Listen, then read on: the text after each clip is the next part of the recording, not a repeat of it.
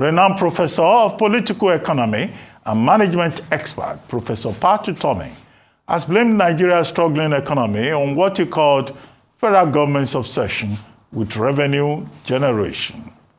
Speaking during a television interview here in Lagos last Friday, Professor Utomi claimed that most of the country's resources are being channeled to the political class rather than the productive sectors that can stimulate growth, adding that the government's revenue drive is pricing traders and importers out of business. Professor Utomi stated that the slight stability in the naira and official claims of economic recovery mean little if inflation continues to erode people's livelihoods. I'm now being joined here on this Live by Professor Utomi himself to take a closer look at the issue he raised, as well as track some key developments in the Nigerian polity. Good to see you again, Professor Utomi. Thank you for joining us on this Live. Thank you. Let me apologize for running late. I did, you know, Ruby, many years ago, I wrote a book titled Managing Uncertainty. You would think of all the uncertainty possibilities. One uncertainty I didn't think of was traffic on a Sunday. But a church on the Oronshoki Expressway blocked the whole road, and that got in the way of my movements. Yeah, these churches anyway, and the expressway. But you've been complaining about government revenue and government advertising that, and you say that is spent on frivolities. The government says either with the tax and fiscal policy or any other policy, the objective is not really revenue, and that whatever revenue that they get, the objective is the development of the people, roads, or other infrastructure, education, and all of that. But you say you disagree with them. Your disagreement, is it based on facts or just a partisan objection, which is very common these days? Okay. Yes, that is what I hope, that we can get away from just being partisan for partisan's sake. No, we must look at development, objectives, practice, and what is evident from practice, not just frivolous stuff. And here are the facts. Raising revenues through taxes and such things are important for governing. It is the deficit between revenues when they are not raised and the obligations of government that leads to borrowing that is not appropriately channeled, and then creates inflation, creates other problems going forward. But here is our situation. By the way, I'd like to remind people that I entered public life in Nigeria in 1983 by speaking frequently in a series of television interviews about the fact that we were not paying taxes. And because we were not paying taxes, we were not holding government accountable for how it was using resources. So government was just collecting oil revenues and spending recklessly. This was 1983. Now, because we have come through quite a bit since then, I can say a thing to you or two about this revenue and gap in terms of, it has become standard. Everybody who looks at the Nigerian economy, especially people in Washington, will say to you, look, you don't have enough revenues. Ordinarily, yes, that might be correct, but you then have to look at the efficient use of what resources are available to match it. One argument I've made in recent times about tax in Nigeria is that the guy in Washington, following a simple model, reasonably will say to you, look, tax to GDP ratio in this country is this, is that, is that. What he doesn't seem to realize, and I'll go to Malaysia and how Mahathir dealt with that in the Asian financial crisis, is that the fellow who is supposed to pay this tax in Nigeria, a country without any social safety nets, is carrying an entire extended family system. He's overtaxed by his community, by this, by that. But that is one argument to balance this thinking around taxation. Also, there is an argument on the supply side that if you pay taxes beyond a certain rate, you cannot invest. And if you don't invest, you don't get the savings to invest, there won't be growth. Jobs will not be created, and those kinds of things. This is what led back in those days to supply side economics rising. And people like Arthur Laffer arguing in what is called the Laffer curve. There's an optimal level of taxation that makes sense. So coming to our present situation, we are arguing as government that we need revenues, more revenues, because they're telling us from Washington about the tax to GDP ratio. So we go on this great drive for revenue. No problem. Now the drive says every container, there's a certain amount of money you now pay for a container. Go and ask the traders right now what the amounts they pay on a container means for what they can recover when they sell what they have imported. In many cases where the margins are so thin, and I particularly want to focus on pharmaceuticals because we're dealing with a health crisis in Nigeria, a major health crisis. I just saw some numbers. I think 9 Nigerians die every hour from malaria. Malaria? Shouldn't be killing anybody in these times. Takes $10 to cure malaria. But 9 Nigerians, I believe, every hour are dying from it. And so the anti-malarial that they're importing, unfortunately, we should be manufacturing today, but they're importing from Indonesia, India, Turkey, and co. By the time it lands today and they pay the amount they pay on the container, those fellows cannot recover. So next month, there will be no new orders of those anti-malarials because people can pay. And the number of Nigerians dying per hour will go to a higher unit. Is that the object of government policy, for more Nigerians to die because government wants revenues? One side of the argument. The other side of the argument, when it then raises its revenues, how is it deploying the revenues? Is it being deployed to create safe areas where you can get farmers to cultivate food and therefore reduce food price inflation? Not really. Buying new SUVs in Abuja. They're buying funny presidential cars. They're buying presidential jets. They're buying, Ruben, in any real political situation that's democratic, nobody in public life will spend money on making politicians more comfortable. But that's the bulk of Nigeria's revenues. That's where it's going to. Anybody argue with me? Let's look at the budget of the National Assembly. Let's look at the presidency. But Prof, there is a but. Yes, Ruben. There is a but, and it is as follows. Yes, okay. Now, the Tinubu administration has a response for that, and I'm not speaking for them. They say that with the removal of fuel subsidy, more money is allocated on a monthly basis by FAC, the Federal Revenue Allocation Committee. And Governor Uba Sani of Kaduna State even confirmed this most recently to say that no other president has given more money to the subnationals than President Tinubu. That's one. Two, this week, last week, at the FEC meeting, it was even said that more money is going to be devoted to roads. Minister Dave Umahi made that clear. They also said more money will go to education, more money will go to energizing, was it healthcare or health sector that they said. So they have a defense for this, that more money is being put. But you say the money is going to non-productive sectors. Ruben, yes, sir. I'm ready to go toe-to-toe with whoever is making that argument on any platform and prove that he is not correct. Look, the way that you finance development into this world is different from yesterday's tax and spend. There are more innovative ways to finance development. You've got to look at the utilization of resource and whether it's more effectively, rationally deployed than is being deployed. Look, we have a program on how to better use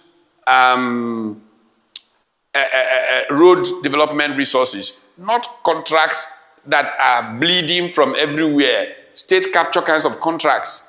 It just boggles the mind that people will make that kind of argument. How much does it cost to build a road in Nigeria relative to building a road in Nairobi, Kenya, relative to Dakar, Senegal, and all of these places? Nigerian units are totally out of whack. We must, and that's why people will say, if you pay taxes, you can then argue for accountability. The use of revenues for those things are, look at what governors, yes, they're getting more money. What are they doing with the money? Look, they are not doing the things that are most critical to keep people from hunger. Why is every governor building an airport? The kinds of things that are now allow big projects that money can be taken out from. What are the basic things that affect the lives of people? People-centered development has gone out of the window. It is projects that politicians can get returns from. Please, Ruben, we live in the same world. Let's compare with every other country that is making progress, the cost of these things. And the other point that I want to make, very, very important, is that in many parts of the world, private, more accountable funding is being used for even infrastructure.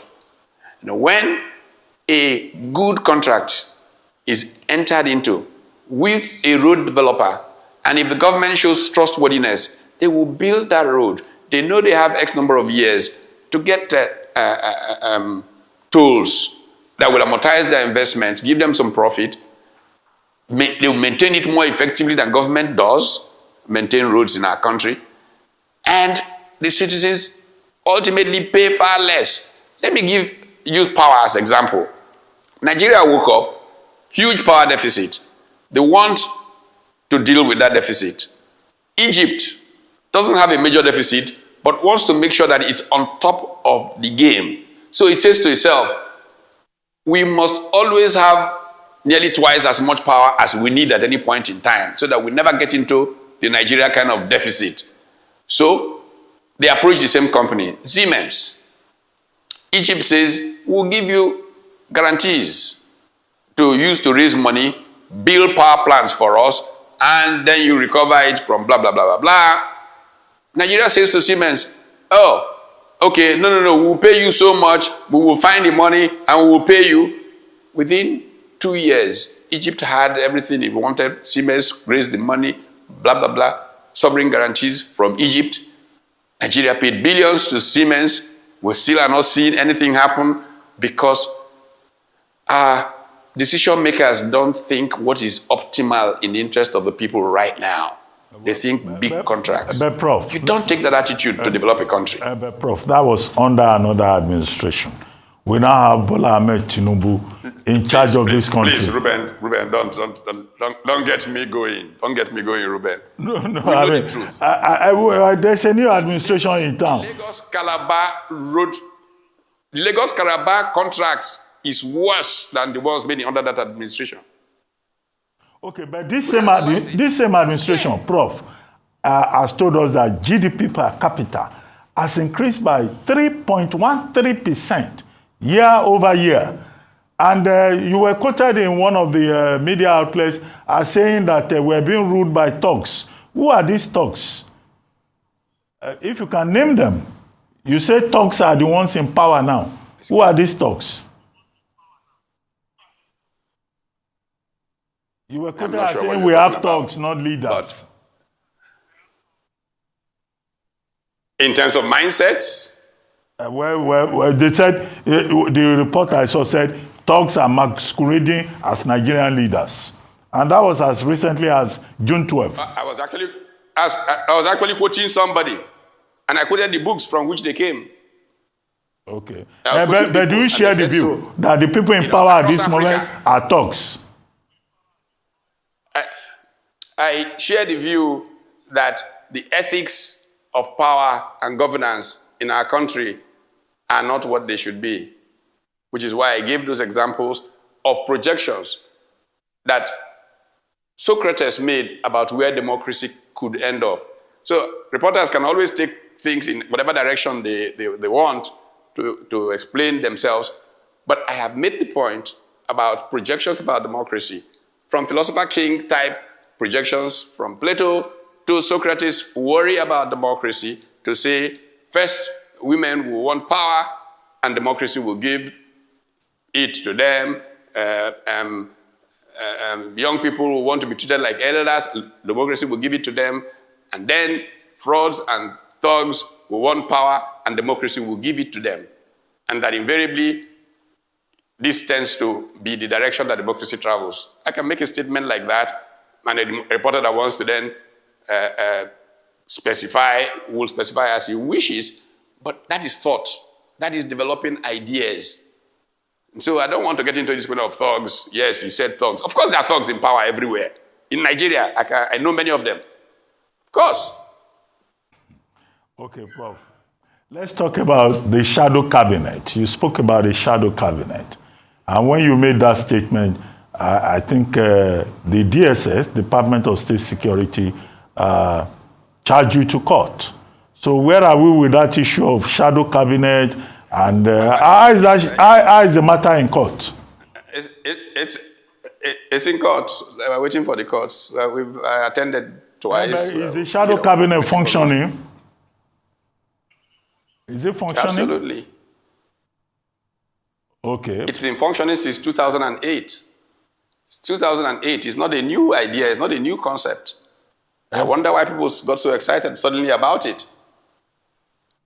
But are you nervous that the Department of State Security has taken you to court on the grounds that there can be no two governments? There are no two governments. It has never, like I say, it's existed since 2008 and it's never contested government with anybody. It's a citizen arrangement for putting out alternative views on governing. And you were on Patito's gang when Patito's gang was an outlet for that idea. You were on it. Yes, for 10 years. Yes, my first foray into television. Sorry? I said my first appearance on television for 10 years. On television, I was on Patito's gang. And it was and back then, platform. we had a shadow government or shadow cabinet. And when that shadow group finished meeting, some of the conclusions I brought to Patito's gang for discussion, and you were part of that discussion. Okay, Prof. Okay, let's talk about the coalition. So it's not a new concept. Okay, let's talk about the coalition. This ADC coalition, opposition coalition. To what extent are you involved in that opposition group? Well, I am of the view that we must continue to develop our democracy, and that any opportunity to broaden consensus should be tapped into. When the initiative of the ADC started, I found it welcoming. First of all, as you probably know, my roots in politics go back to the ADC. I was the very first presidential candidate of the ADC. And I was one of those who suggested that the ADC of the possible vehicles would be perhaps the best to use. I have since been on a mission to put together two groups of players. One group are people generally in their 50s and possibly 60s who have proven themselves as leaders, administrators. They may have been in partisan politics or not, but they carry with them fresh perspectives. A second group is a group of people between 25 and 35, because it is important to focus on young people to reorient them towards how a great country is built. After all, I was 27 when I got into positions of public authority in this country. And that second group of 25 to 35 is, burgeoning. And I expect that one day, both of these groups will become part of that broad coalition of political parties, and that I will come along with them, and that it will strengthen the base. The fact that certain well-known former or actors from former times are in it is essentially a blending of generations. There are people who have played, that people might say, no, we don't like their faces, but they bring a certain history that they can use to fortify and strengthen new leaders. And so a broad take. I just finished talking about the Brazil experience and the role of Enrique Fernando Cardoso, who as a dependista, a leader of the dependency theory school, essentially they argued along the lines of disconnect. One of them, Osvaldo Sunkel, talked about selective delinking from international capitalism. When things were so bad in Brazil and Cardoso had to become finance minister, put together a group of bright young Brazilian economists, and the consensus was the exact opposite of everything that Cardoso had preached in his intellectual life. And Cardoso took the initiative to move it forward. Inflation came to a stop. Brazil began to grow again, and Cardoso became president of Brazil. My view is that people who have played in the past have an obligation to come and provide some counsel to new ones who are entering the space, and together they can create something big and broad that is good for their country to move forward. Well, Prof, as we begin to round up now, I would like to ask you about a subject you've written extensively about, and that's leadership. You also founded an agency called Center for Values in Leadership. The values in leadership seem to be disappearing, particularly on the West African coast. Togo's for Yasimbe is sitting tight. In Côte d'Ivoire, President Alassane Ouattara says he now wants a fourth term in office. In Gambia, Adama Barrow, who came to power on the back of objection against Yahya Jammeh, is even now behaving worse than Yahya Jammeh, and so on and so forth. What's wrong with values in leadership? Nobody appears to be listening. But everything we sow, we reap. Our continent is prostrate because of these things. But let me take you back, and you ask yourself how we got here. If you go back to history and look at European explorers that came to Africa, ask yourself what was the most recurring theme in their reports on Africa. You will find that one of the most recurring themes, and in the book I'm currently writing on why Africa is still poor, I go to that theme. One of the things that they all wrote about was, if you go to Africa, there are no beggars. There are no beggars. And I was struck by the fact that all of them, one particular one, by a British gentleman, was reporting to the British Parliament, I think, on the 2nd of February, 1835. And he says, no beggars, and goes to long ways to explain it. And I was struck, why was Europe so concerned about the fact there were no beggars in Africa? And I began to investigate poverty in Europe and found that most of the Middle Ages, you couldn't find an icon, a photo, a drawing that didn't have a beggar, whether it was about royalty celebrating or a church or anything. Poverty was so pervasive in Europe, and begging became such a big part of their culture. But in Africa, the culture was such that no one was left behind. And that is why one of those explorers, Pinto, from Portugal, writing on Benin, describing their wide streets, big houses, makes the point that, and their houses didn't have doors. They didn't have doors because no one stood. That allowed Europe to destroy its basic ethics through the colonization process, through slavery, and all of that.